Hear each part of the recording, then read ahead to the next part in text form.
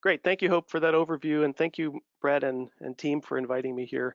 As you mentioned, I'm Wes Sullins. I work at USGBC, and I'm going to provide a bit of an overview of our organization's philosophy on green codes and more on also the non-residential portions of the IGCC. I think Hope did a great job of giving an overview of the ICC 700 and how it relates to the IGCC. And I'll provide a little bit more on the non-residential side.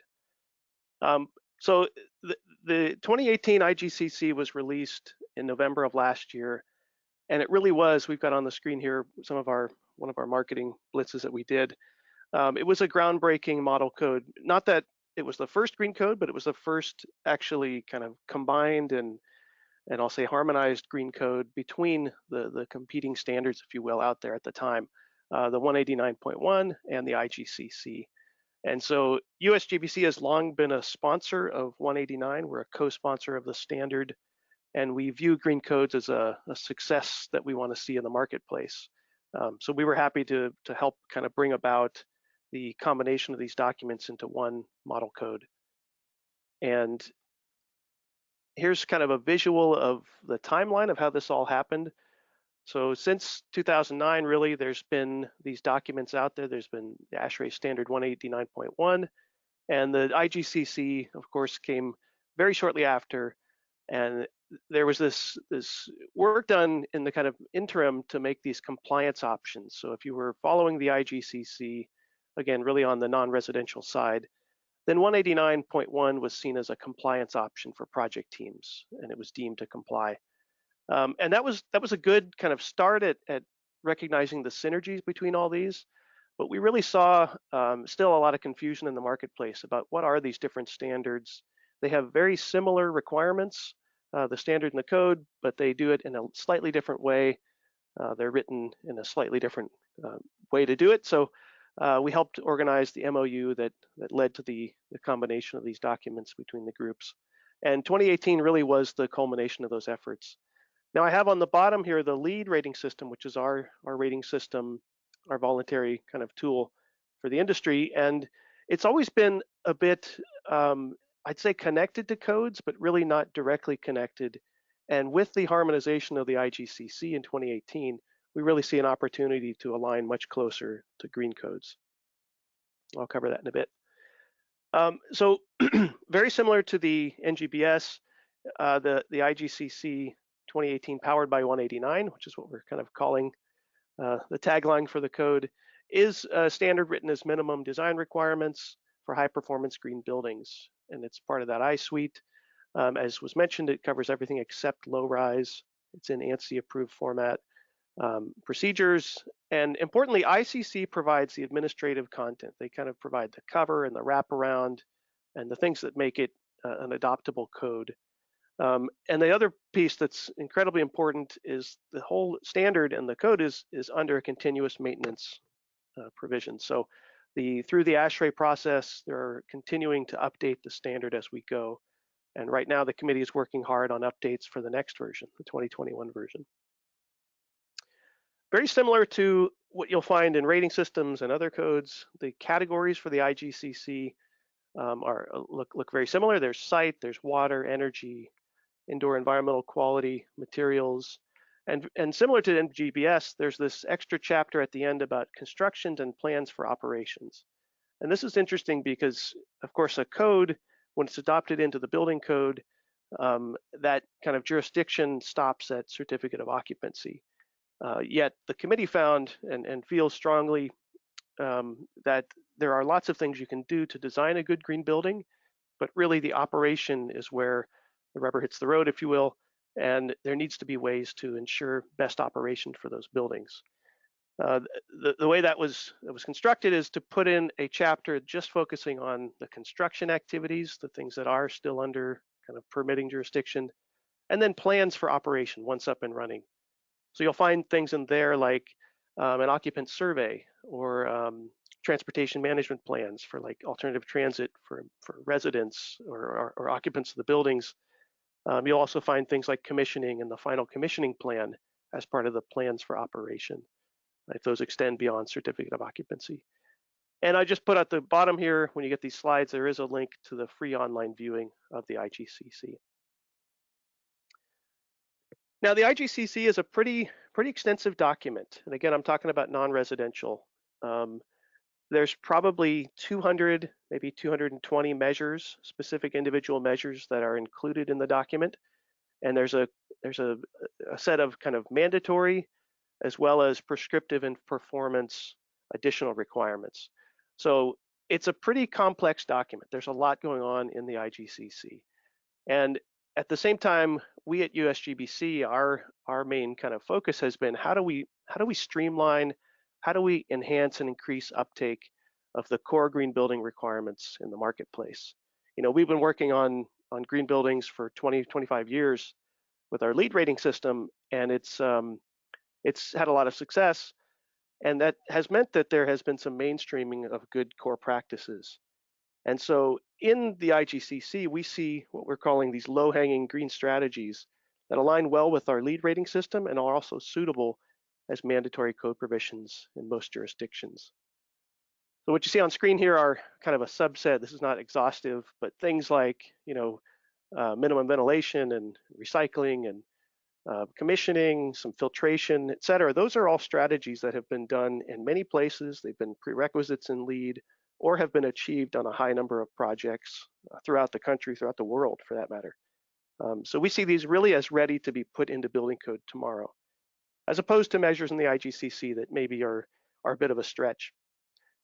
So to kind of encourage that uptake of the green code, specifically, we've created something that's on our website, and it's this list of recommended subset, if you will, of the IGCC that we think are aligned most with LEED, which is helpful, and I'll share what we're going to plan to do to align LEED in a bit.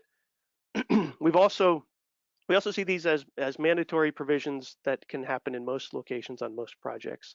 And when looked at it in full, this is a few pages long, this document, it represents all of the LEED prerequisites. So the things that you have to do to get into LEED certification, and up to about 20 points in LEED version 4. And this document, which is downloadable on the website there, has a list of, you'll see on the left kind of the credit category with the credits in LEED, and on the right-hand side, or in the middle, I guess, is the IGCC corresponding measure, and the kind of number of points and achievement rates that are possible. Now I'll share just a blow-up of one of these categories, which is energy and atmosphere. So for example, if you were adopting or looking to adopt a green code and maybe can't adopt the whole thing, here's where we think the most focus should be given for these non-residential buildings. So commissioning and verification, fundamental has been a prerequisite in LEED forever, and that's therefore got a high achievement rate. A lot of the growing pains of commissioning have happened now, and the industry is ready for this in most places. Same thing with the minimum energy code, energy performance. And not only that, we're seeing that most projects go above and beyond those and go for the enhanced commissioning. They go for additional energy points, and they do things like refrigerant management and building level energy metering. Those are happening on all the projects we see come through our BD&C program. So that's just one idea of kind of the subset that we're promoting with our advocacy teams and in conjunction with ICC. And recommendations are, and this is really our USGBC recommendations, we get asked all the time, how should we adopt a green code? Does it conflict with LEED, et cetera? And our kind of recommendations is first adopt your latest energy code that's possible. That's got to be foremost in the mind of building departments and jurisdictions. And then depending on the ability, go for them in these measures. If you're new to green codes, then pick up, you know, things that are like the 12 prerequisites. Pick up some minimum ventilation things, some good practices around waste recycling, some things around water efficiency, et cetera. If you're already got some of those perhaps on the books or in your zoning code or planning code or somewhere else, then pick up some additional points or prerequisite type measures. So you'll see those on this list as well. And then a place that's pretty robust and has some measures already, try to fill in the gaps with at least the prerequisites and up to 15 to 20 points type in LEED. And then we still recommend strongly that public sector leadership or those policies that give incentives to the private sector for doing green we still recommend adopting LEED because it is not the same thing. It is a code is something that's meant to be adopted and enforced at the local jurisdiction level, as opposed to the rating system, which is a voluntary leadership really award for those projects that go above and beyond. And so again, that's really our focus here is on the non-residential side, but I wanted to share that. Now we get also asked, what's the uptake been with the IGCC currently? And I'll say that it is increasing, but it's still quite slow. We've seen a handful of jurisdictions that have adopted the past versions of the IGCC. That's the slide on the right. The notable exception there is California, which has its own green code since 2008. Really, it started voluntary and then went into effect in 2010 code. But most of those adoptions are referenced as voluntary. So it means if a project team would like to, they have the ability to follow the green code. Also, most of the adoptions are from a city or a location within the states. And we do have a few adoptions that have it mandatory, but not a whole lot. So because of that, we are seeing increased interest and uptake with the 2018 version of the IGCC, and that's great. We've seen increased talk around things like using the IEQ chapter as minimum requirements, along with energy codes in the federal bills that are some of those that are coming out. And so we think, starting with energy, but adding some of these other measures like EQ, the best kind of good ventilation and low emitting materials and things like that is a good place to start with additional code measures. We're also looking and hearing from some jurisdictions that are interested in updating the IGCC because they've adopted an earlier version. So US GBC really sees this codes and rating system as a complementary relationship. We see the codes as the ability to kind of raise the floor for all buildings, and that allows things like LEED to continue innovating and pushing the top of what's possible. And then it's a virtuous cycle. So as the floor gets kind of raised and the best practices become mainstream, it allows innovation to occur faster than it would otherwise. And we see this in California. So California has a statewide green code. They have some strong energy codes on basically every permitted project has to follow some significant things. And as a result of that, we at the USGBC recognized their leadership and created a set of alternative compliance paths for projects that are following the green codes and the energy code in California. They will essentially get all of their prerequisites and up to 6 points streamlined in LEED. So we're saying no need to worry about documenting those, just show us you're getting code sign-offs and move on to the next, level up to the next strategies that you can. And at the same time, the state continues to require LEED on their state-funded and state-operated buildings as a way to show outward leadership to the industry. So again, that's primarily about non-residential, but it's a mixture of we see of how to use codes and rating systems in a really great way. We put together this infographic right around the time that the launch of the IGCC last year, and it kind of visualizes what I was just explaining, which is that over time, we hope to see, this is kind of our vision for where codes will go. The traditional building codes, you kind of look at the bottom there, over time get blended more and more with green building codes, because there really isn't a reason why some of these good life safety benefits of green building codes can't be part of the base code. We want to see those connected over time. And at the top end, we also see the rating systems like LEED being able to ratchet on top of those green codes, those traditional building codes, as they get green over time, and really start to recognize and reward those, like we've done in California, by acknowledging when a location has done green code measures, how can we streamline that in LEED? And what that does is it allows us to push higher. You'll also see that as the stair step happens, the rating systems are able to ratchet upward. And we really think that unless there is a supporting code foundation, it's going to be hard for LEED to keep innovating beyond what's possible today. And our mission is to green all buildings everywhere. So we really want to see the floor raised and the ceiling pushed higher as well. To that effect, we also have our LEED Zero program. I just put it in here because that goes above and beyond and looks at buildings in operation and looking at claims for zero energy, water, waste, zero carbon, there's an additional way to get certifications on that based on the performance outcomes that happen in your buildings. So some resources, we've got our website there, and we're putting together, we've got articles, we've got that graphic you just saw, the aligned list of measures. We're also working on combined trainings with ICC and ASHRAE. There's one actually at the ASHRAE's conference coming up. There's going to be a training on the IGCC. And we're also working on sample code compliance forms based on LEED. The other piece is we are working so that if a jurisdiction adopts the IGCC, and again, those kind of core measures, we will recognize them in LEED and say that LEED could be streamlined in your jurisdiction, just like we've done in California. So that's something we're working and piloting as the IGCC gets adopted. I'm going to quickly shift gears and talk just briefly about LEED version 4.1 and its connection to residential, and then I'll stop and we can have some Q&A. So LEED, we've been around for quite a while. We've got some good stats on uptake in the marketplace, but it was time to do an update. And so around last year, beginning in March and into this year, we've came out with LEED version 4.1. We've kind of started with operations and maintenance. Then we went to the commercial design and construction rating systems. And in April this year, launched our residential 4.1. And it's really an incremental update. We're not trying to change the outcomes or directions of LEED. We're still very much focused on performance and outcomes in buildings, but we made some tweaks based on market realities. Removed some barriers, stepped up things like the energy code to the latest version, the energy reference to 90.1 2016 to ensure leadership.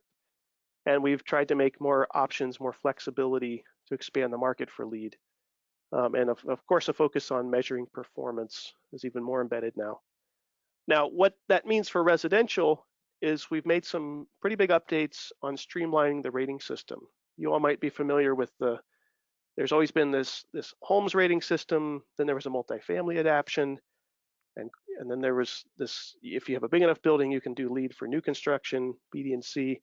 Well, we've revised them, combined them all into one book, basically, one rating system with 3 variations: single family, multifamily, and then core and shell. We're actually seeing quite a lot of projects where, not so much in the US, but other countries, where they do these mid-rise, high-rise multifamily, but the occupants are the ones that actually do the fit out or select things. So the core and shell for multifamily is a new add.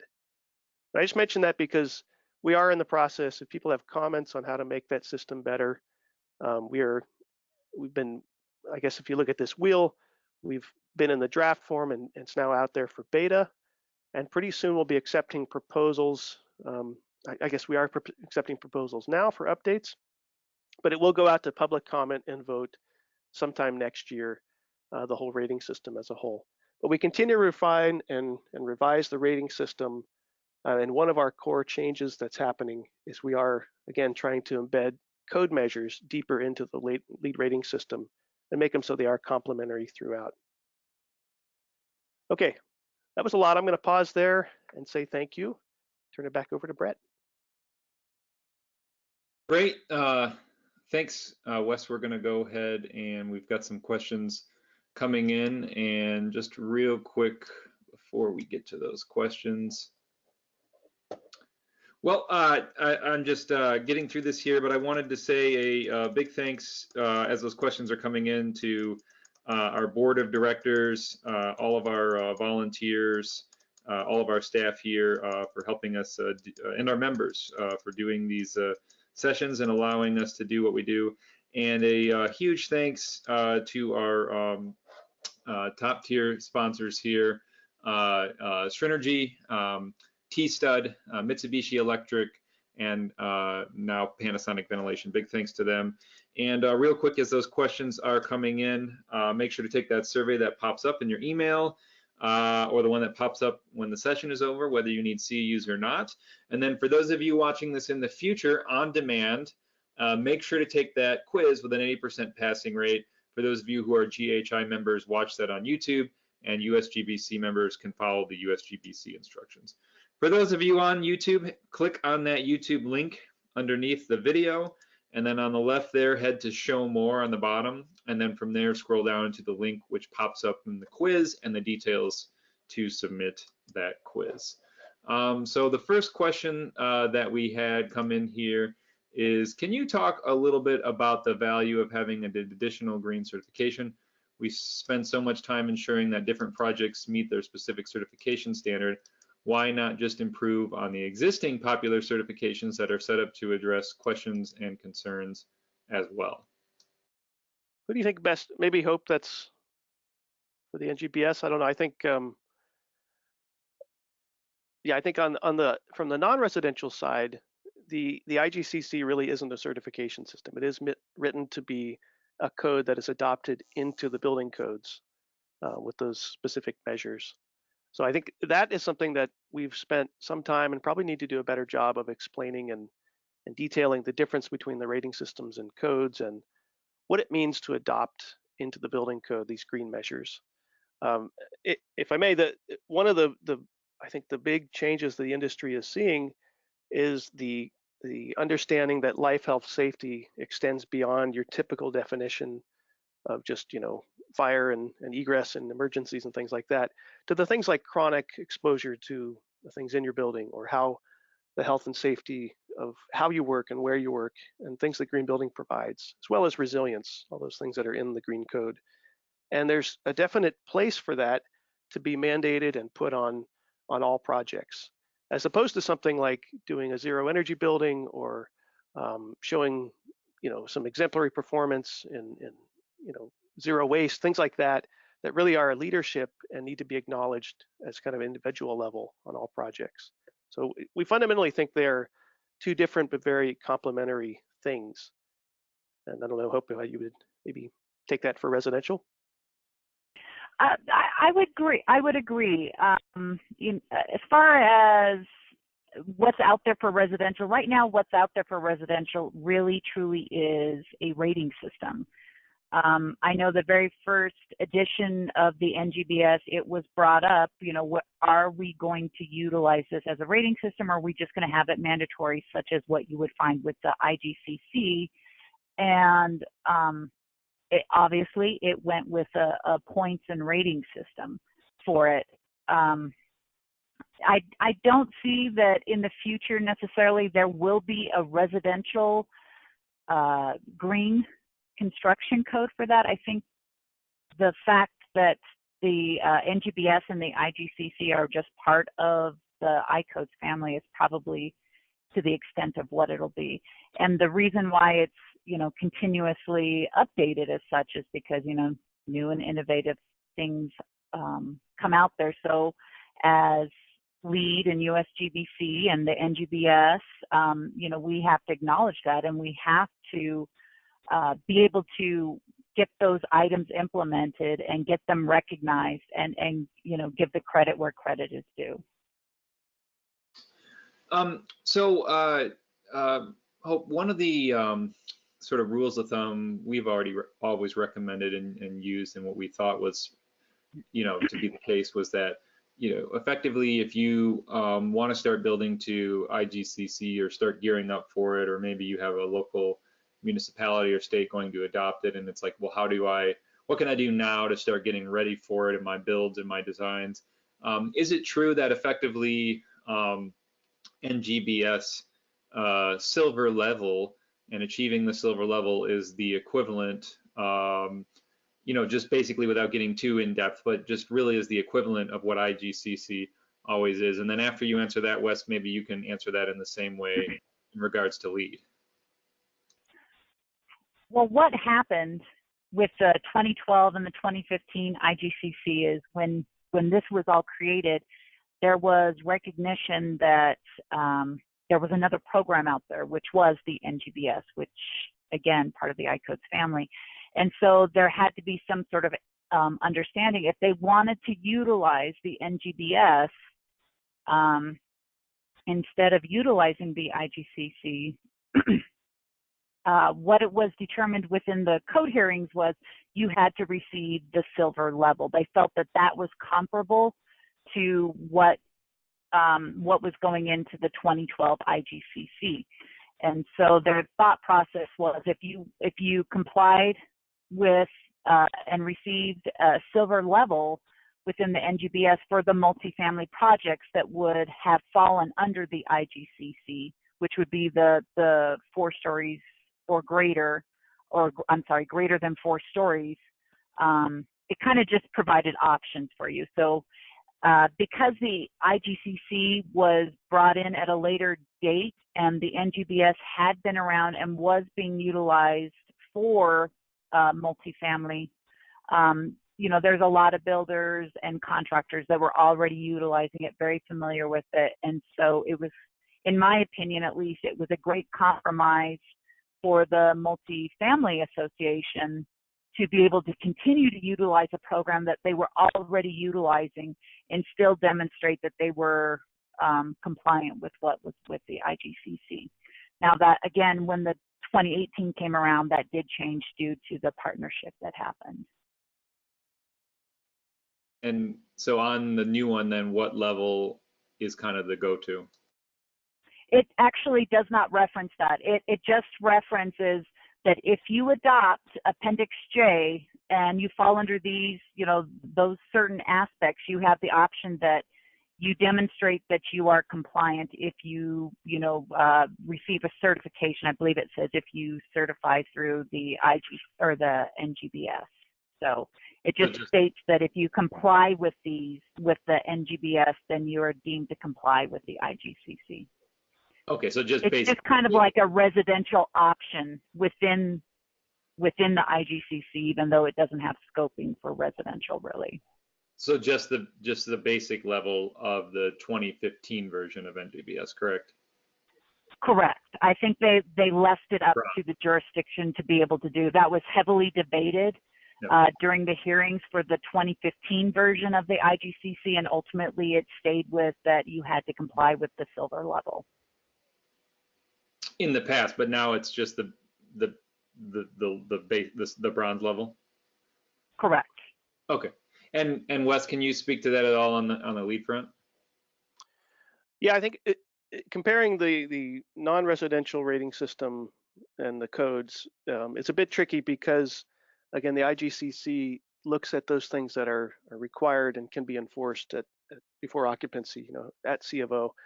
And LEED goes above and beyond that. It has performance, it has outcome reporting and things like that. So it's a bit apples and oranges, but a lot of the fundamental measures are similar, like I was showing in those slides. On the residential side, our residential version 4.1 LEED for homes, LEED residential. What I've heard is that it's a couple of certification tiers, I guess, more stringent than NGBS, and that's because they require, our residential rating system requires Energy Star as a prerequisite, and that can be, you know, that's a challenging bar, but it's something that's in the rating system. Thanks. Great. Well, you know, last question before we head out here is just where, I guess because codes are adopted differently, so in my state, for example, our state adopts it. There's no local, we can't adopt codes like energy codes locally. But in other places that might be different, it might be regional, it might be county. So just in that sense though, where can people go if they want to advocate just a broad level approach to recommendations on how they can get involved to advocate for greener codes? Well, I think probably one of the first steps would be is to discuss with your elected officials. And I realize that, you know, we're talking about, you know, 2 different systems, because here in Colorado, we are a home ruled state. So each individual jurisdiction gets to determine what they're going to adopt and, you know, what amendments they're going to make and so forth. And I know in other states, that's not the case. The state decides what will be done. But I think one of the biggest hurdles is truly educating the elected officials who are going to hear this. And I say that because, you know, there's a misconception out there. There's lots of myths out there when you talk about building green is, you know, when you say building green, that just means more money. And while there is some money that's equated with it, there's a lot of payback for it also. And I think the slight changes that you need to happen, you know, as you're constructing and designing it, I don't think are as significant as it's been led to believe. You know, 20 years ago, I agree, there's probably some additional monetary involvement with it, but now with all the innovative practices and assemblies and the education that's out there, I don't think it's as significant as it was in the past, and I think that needs to be portrayed to the elected officials. And then the other thing is, the best thing you can do is create education and partnership, you know, with your constituents. You know, explain how this works, you know, what's involved, what are the benefits of it, because when you have your community behind you, you know, you can go so far. And either you're going to provide information and education for your community, or somebody else is going to do it who may not feel that you know, adopting or utilizing green codes is a benefit. So I really think that education, you know, to your community and your elected officials is probably the best and first step that you need to make. I would completely agree. I think that's especially the cost question, which does come up a lot. We have seen, you know, a lot of these provide direct benefits to projects. If you can make the case that you're saving resources, saving money, and making buildings more resilient, more able to withstand climate events and things like that, then it's really a no-brainer. The other piece I would add is if you're in one of those states where you can't make local amendments to the code, the building code, there are other uses. We've seen jurisdictions that look for their zoning, work with their planning departments or the zoning as a way to encourage and put these strategies in place, and maybe a place outside of the building code per se, but still having a big impact. So there are ways around it. You can also work at the state level if you're in a state that it has to go there. The ICC has chapters and they have an advocacy team. We do as well. USGBC has an advocacy team and our chapter networks. So, you know, please plug into those. We're wanting to help provide greener codes everywhere. If you don't know your correct contact there, feel free to email me and I can put you in contact, or you can search our website for the right folks. But I think that's exactly it. It's got to be kind of the grassroots level and champions like yourselves making the case to those elected officials. Well, Hope, Colorado Code Consulting, Wes, United States Green Building Council, USGBC, thanks to you both for joining us. Thanks to you all for tuning in. We're going to head out now, but take care and have a good rest of your week. Thank you. Thank you. Thank you.